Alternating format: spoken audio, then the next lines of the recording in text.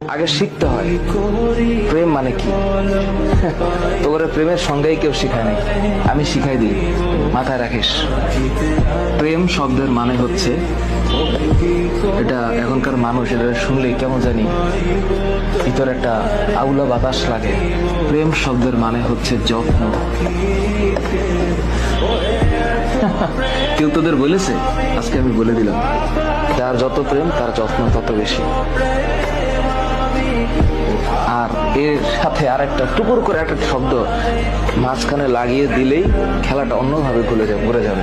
এই যত্নের নিঃশেষে আরেকটা শব্দ আছে দায়িত্ব, আর যত্নের ডান পাশে আরেকটা শব্দ আছে শ্রদ্ধা। হ্যাঁ, আর যত্নের উপরের দিকে আরেকটা শব্দ আছে, এটার নাম হচ্ছে আরেকটা জিনিস। এটা মানে এইটা এই সত্যতা, এটার নাম হচ্ছে প্রেম।